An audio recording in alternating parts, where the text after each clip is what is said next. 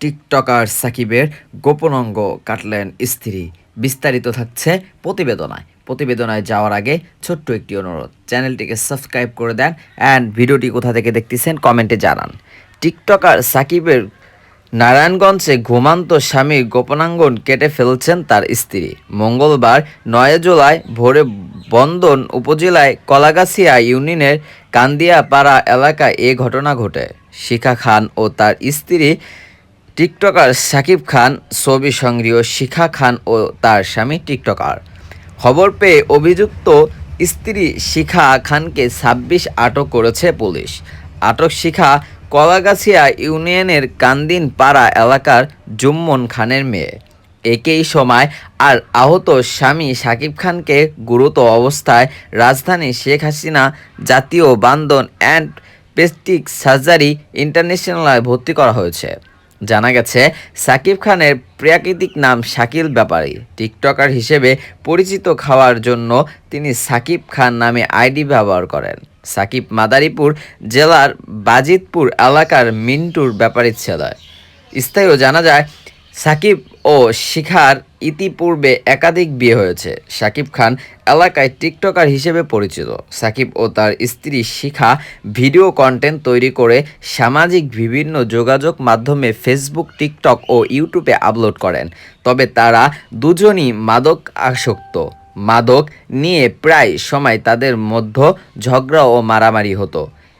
এ নিয়ে এলাকাবাসী বেশ কয়েকবার তাদের ঝগড়া মীমাংসা করে দিলেও তারা সংশোধন হয়নি। মঙ্গলবার ৯ জুলাই ভোরে ঘরের ভিতর ঘুমান্ত সাকিবের গোপনাঙ্গ কেটে ফেলেন তার স্ত্রী শিখা।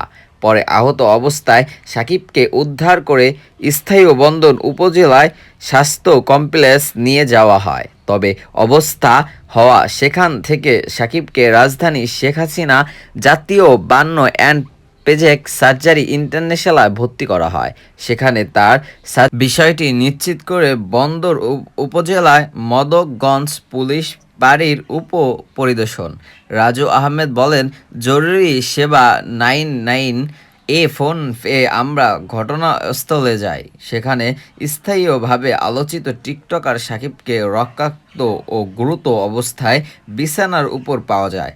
তার গোপনাঙ্গ কেটে ফেলার প্রচুর রক্তপাত হয়েছে।